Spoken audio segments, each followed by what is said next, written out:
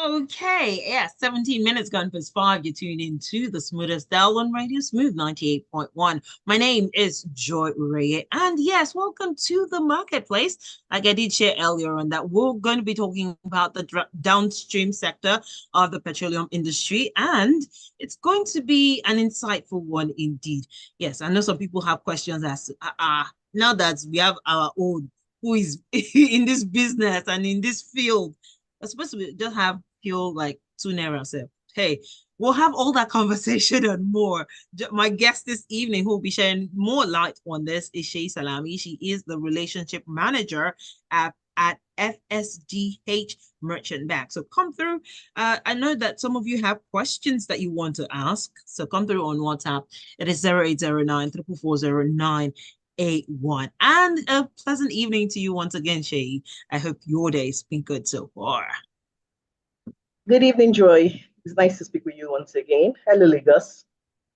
Yes, Lagos. Come in, chime in, share your thoughts. It's going to be an interesting session today because when we think about all this refinery thing is how Dangote now is refining fuel. Some people are expecting it to be free or next to nothing because, hey, like I said earlier, it's Dangote. He's one of our own. So he's also feeling the pain. So he should just sell it to us, right? We shouldn't have to pay so much for fuel. Some have even suggested that it should just be, 500 naira. But what do you make of the latest hike to the fuel prices? I know that NNPCL, yeah, mouthful, their stations currently are selling at 885 naira per liter, while non-NNPCL are selling at 897 naira per liter and above, depending on where in the country you are. At least for Lagos, I know that they're selling at 855. Don't know about others and what they're selling.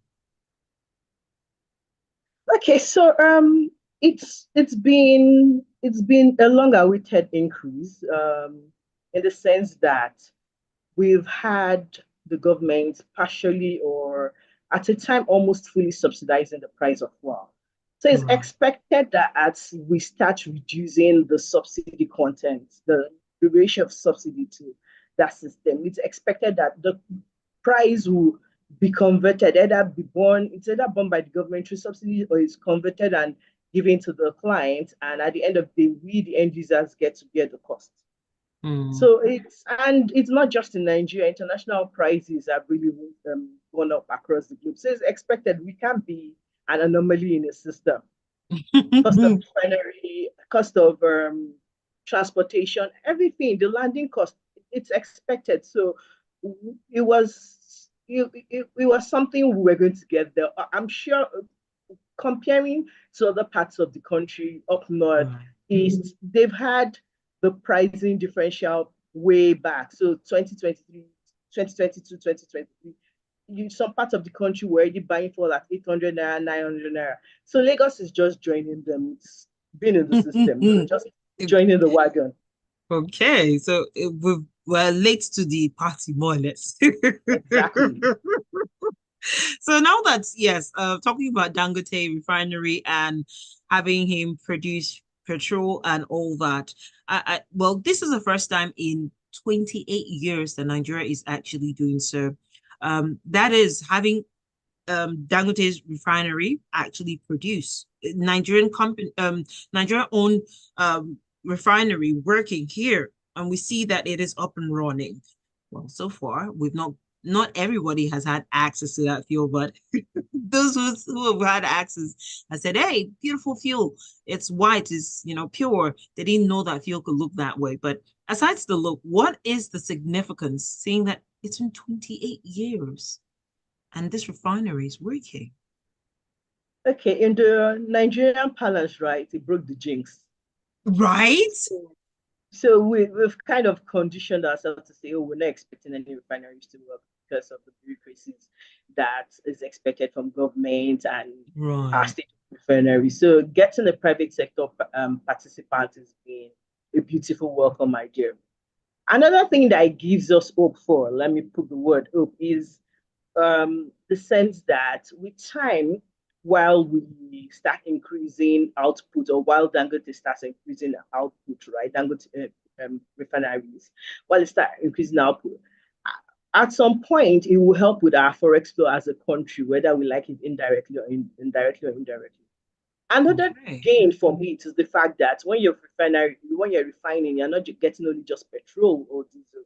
There are other Right. byproducts that would go into other industries. So the petrochemical industries benefit, the agricultural industry will also eventually benefit. So in the Mm. long run, we're seeing it as increasing our inflow into our accounts, if you look at it as a nation.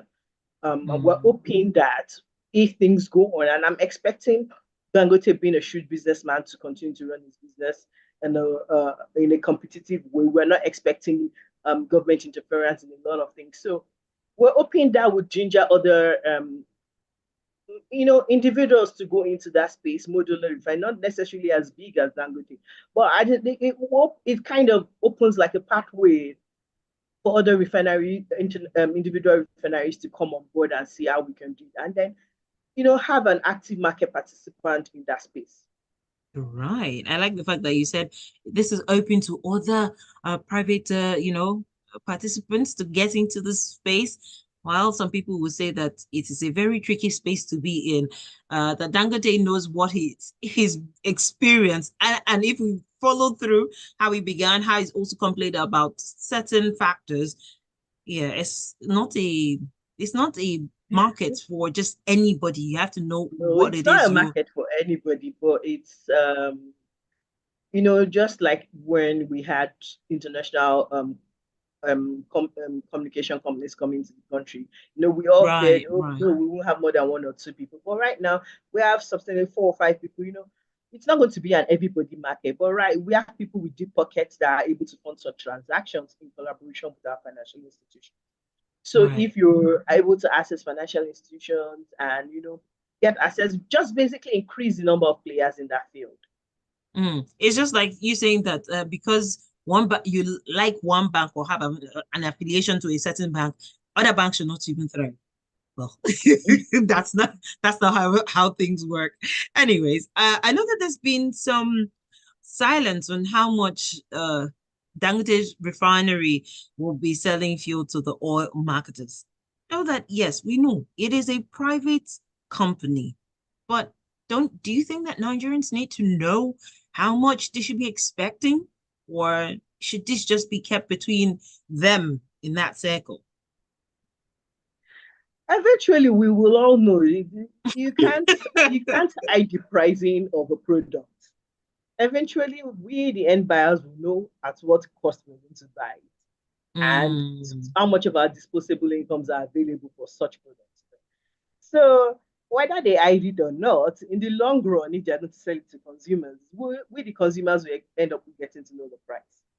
The question is, do we want to know to what extent do we want to know the price? Okay, we know the price. right. What is the impact of the price on us? Does it change if we come in to say, oh no, we are not going to buy this product?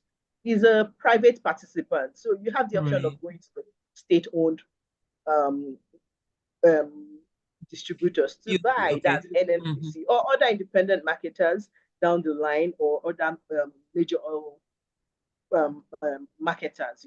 So Right. Dangote is just one party in the whole um, sector.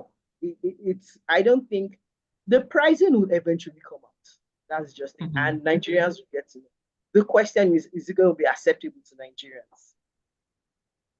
Well, like you said, it's subject to them having that conversation, but acceptability is another thing. In the interim, right? We've heard speculations as to how much it is, but some have also said that hey, just put out your price. Let's know what it is we're dealing with.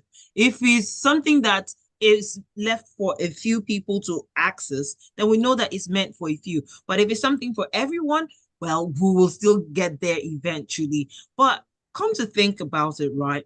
What do you make of the initial the news that was actually banning around saying that only NNPCL will be the sole buyer of the petrol from Dangote Refinery? Okay. So, NNPC entered a partnership agreement with Dangote Refinery. Yeah. Dangote Refinery gets crude from NNPC at Naira, and NPC gets refined products from Dangote at some Naira rate, right? It makes a lot of sense to say, you know what, I want to give NNPC first um, order of purchase. You know, let NNPC get their cut. Right. Since they But were already so partners, I right? feel it was in that light that that announcement was made. But Okay. NNPC is coming out to tell us that, you know what, we're not the sole monopoly owner of products of Dangote. Other marketers can come in and purchase this product. So I think that clarification from NNPC is very good. And it's telling all other marketers, you know what, it's a free for all market. Come in, state your price if it's acceptable by both parties, and a deal is struck. Gentleman agreement. You move on and purchase and sell at your stations. So Mm. it's a good clarification for NFPC, and I'm really happy they did that clarification because it kind of put to rest a lot of rumors about NNPC and Pay. Dangote conniving with NNPC to sell at particular rates and creating like a small monopoly of it. But it's good that they've come to clarify and say, you know what, you have the right access to just the way we also have access to Dangote. So, but I know Dangote being a businessman will always make a decision that suits his own need as a business person and not sentiment about who I sell to or who I don't sell to. I'm sure Who I if sell NNPC to who? wants to buy at 10 naira, Dangote will not sell because that's not his cost. So whether it's an NPC that is buying or a doctor, I'm sure he just wants his products out in the market and being consumed and him getting his money back to his system.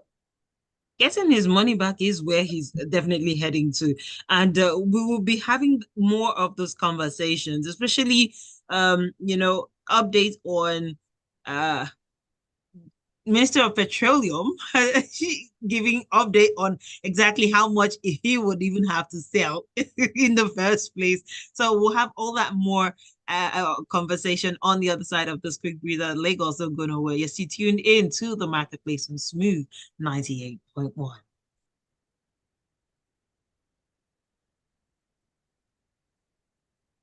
Just a minute and we're back in. But Okay. oh, sorry, yeah, just a minute and we're back in. But since earlier, I'm actually curious as to how he, just to deflect all that tension from him and people who've been asking about how much is going to be selling. It's like, you know what? I'm not going to detect how much it is. Let's hear from the powers that be, so that they will say How that much I'm they being want to weak. sell? It's just been a Nigerian. But me, I like it. Yeah. So that people will not come and crucify me tomorrow that it's because of me that things are not working the way it is. Yeah, it is. Oh my goodness. Let's go back in.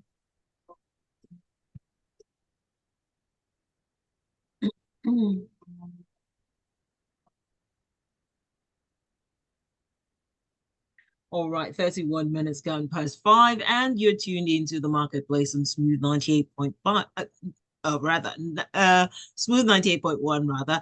And well, it is interesting the conversation we're having today on the marketplace because we're talking about the downstream sector and how things have been moving along in that sector. And my guest having this conversation with me is none other than Shay Salami. And she's been, shedding her own light on this. And it's an interesting perspective. So, Lagos, you want to, chime in and share your thoughts this evening? Come through. Let's have it on 0809 981 is the number to share your thoughts. And, you know, earlier on, I was talking about how certain market forces will determine how much the fuel will go for.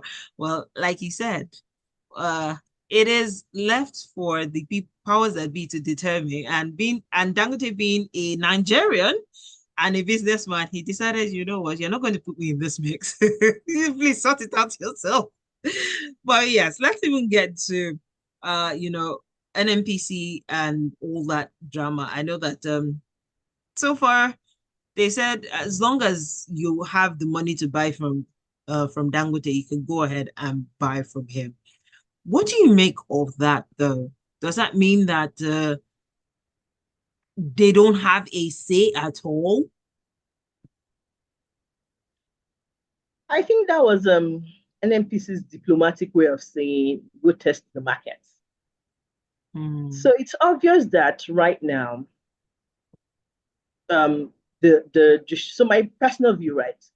right. Independent marketers, major oil marketers, as long as you're selling in Nigeria, right, it makes more sense for you to try and purchase your products in Naira. Mm, mm, However, Dangote being the businessman, knowing right. him, he'll probably want to, know, get his costs in parity to what is globally obtained.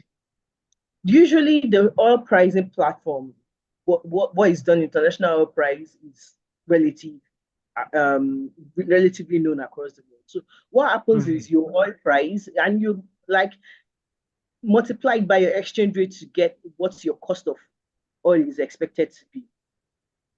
So what by Dangote doing that and our foreign currency exchange rate at 8,600 levels, Mm-hmm. it's definitely sure that the price will be way above what NFPC is Is offering in their. selling.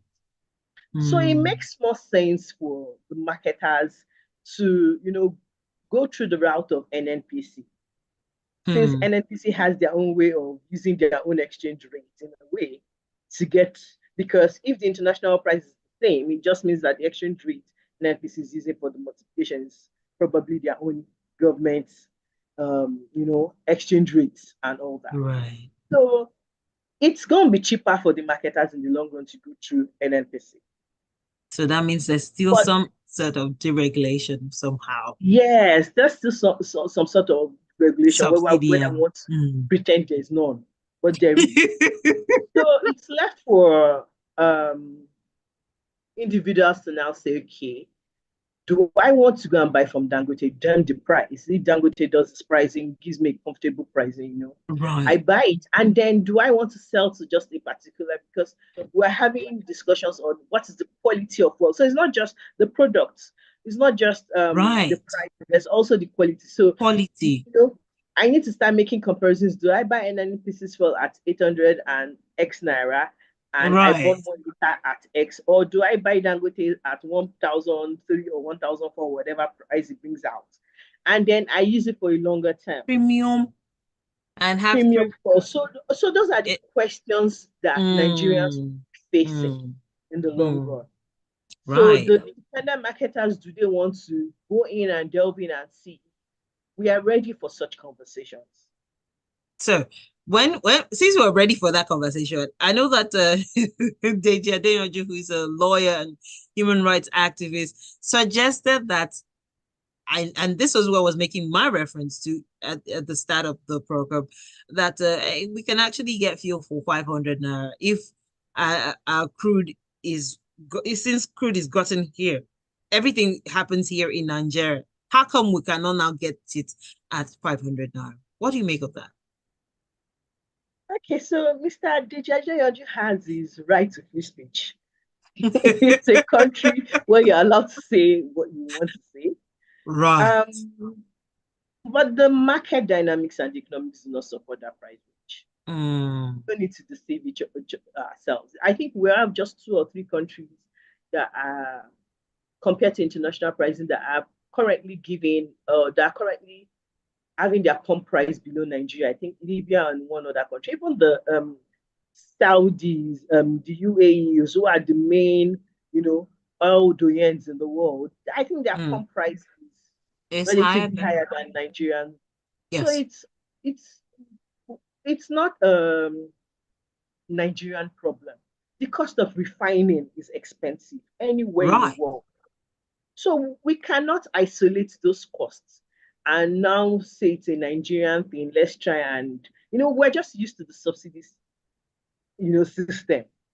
Mm, That's the way I say it. Because if you truly know the cost, so those are the kind of reasons why we need Dangote to come out to tell us the true cost, exact so cost that of it. people know and do not expect this. How would I put it?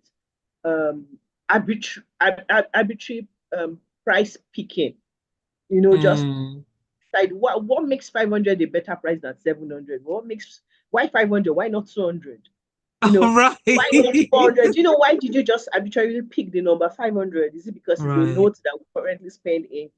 So conversations need to be logical. Right. And the earlier we allow people understand the basis for this conversation, the easier it is to get people to buy into what we want to do as a country, buy into the direction. So we all knew we were going to get to this stage. The process is not the problem is not that we are getting to this price. It's how we got there. So a lot of Nigerians are paying like, oh, my disposable income is reducing. Everything is reducing, yeah. But it's a pain we have to bear. Mm. It's a pain we have to bear. When you say it that way, it makes it even a little more difficult. School just resumed today.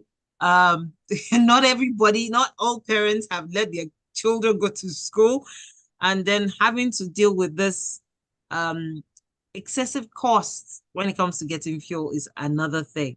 But do you think that if this is the current price that we have and it is stable, we have fuel at every point in time, we're not having scarcities, we'll be fine with it? Okay. So that question is relative in the sense Okay. that knowing the stable price of fuel Mm, doesn't make any difference, right? It's just good for cash flow planning. okay. I know fuel is X amount of money I can buy at this price and I'll get Right. so amount. It's good for cash flow. If I don't have the income, whether it is 200 naira or whether it is 1,000 naira, it doesn't really make a difference if I don't have this income. So the most Mm. important question is, how do Nigerians increase their disposable income? That is the question we should be Key talking about. question.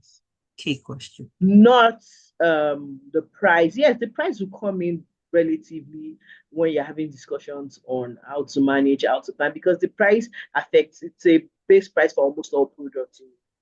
But when you're talking about transporting costs, you remember that your cost usually is not on just a single item, it's on the bulk of what is produced and all that. So we really need to sit down and look at how to increase our disposable income. As a nation, it's a collective thing. So it's not just, oh, how do I increase my own personal disposable income? What can we do in Nigeria as a country to help increase our FX inflow? Because until we answer that question, and the truth is, it still boils back to manufacturing, Mm-hmm. export. We know all those things. It's the Right. implementation of all of these strategies to ensure that we have a higher FX inflow into the system. That is actually what we're looking forward to, having that FX flow into the country so that even if they tell us that we need to buy fuel at 2000 naira, we'll have the wouldn't even it won't feel the pinch. We'll have funds to be available to do the When needful. the FX start flowing into the system, you don't have an option. The naira will grow stronger. So Right. really, and if the market is fully deregulated at that point, when your Mm-hmm. naira goes stronger, the price will reduce. Mm, mm, So mm. it's market dynamics. I like that. But I know that we're expecting inflation figures I said last month. But the latest round of fuel prices didn't happen until September, so we didn't get uh, uh the exact figures. Do you also expect that we'll be having an inflationary impact when we get the September output and the numbers? Will they jump or will they still be stagnant? It will be it will be amazing if we get the figures stable. It's expected it has to jump.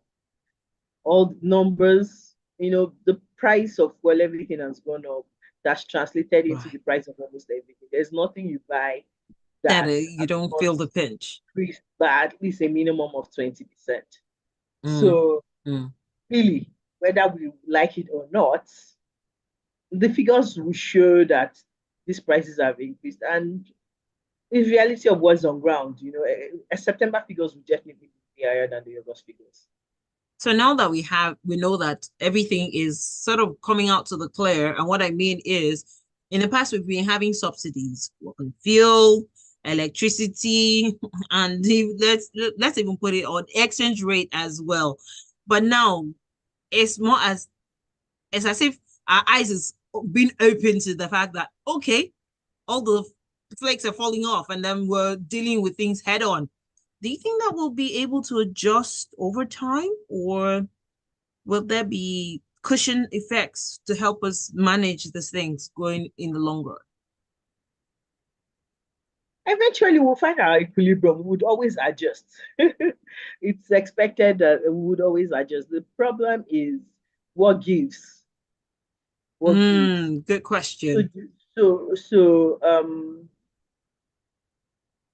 what becomes the new norm? It becomes scary when you now start finding things that are supposed to be like basic human needs being reduced Mm, to achieve some other, there's just that balancing effect will come in. You have to find where you would reduce to ensure that another part remains, or just to maintain a semblance of what you have a standard of living. mhm. But we, like we said, until we increase our purchasing power by ensuring that there's FX influence to the country, and then maybe ultimately when we see the market get fully deregulated, then we'll be able to actually find out where our trade equilibrium is as a country.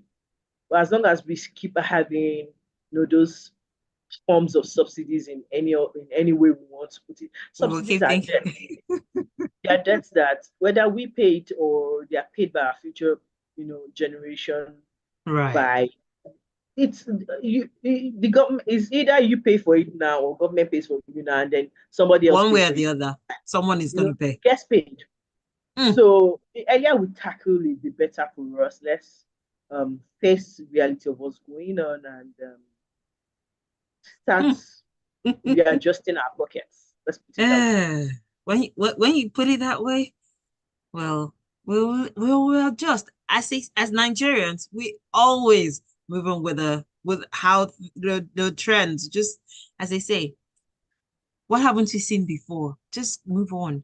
But But really, the adjustment era that I'm talking about is not just on the individual side. We also need a lot of right, this on the part of our ruling class. So, there is that as the well. pain for most Nigerians is not the fact that we are personally adjusting. Almost every Nigerian now is forced to adjust, whether you like it or not.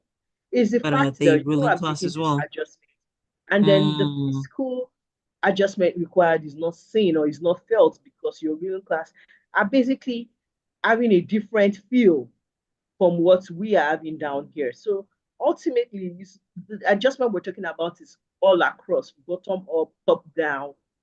if you have From to presidential cost cut of out all governance, the things, shave them off, we have one please. of the highest cost of governance.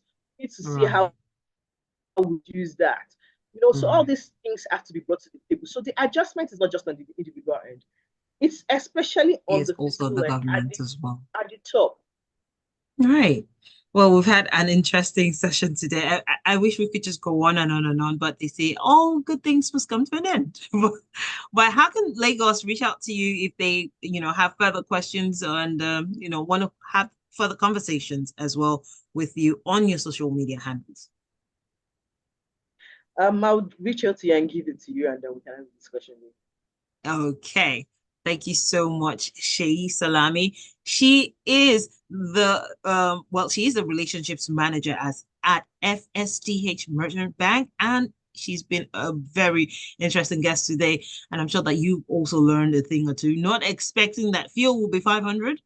Yeah, so you need to dispel that out of your mind. Thank you so much. And I'm sure Lagos has also learned a thing or two. Sure you have yourself a pleasant evening ahead. Thank you so much, Joy. It's been nice speaking with you. Thank you.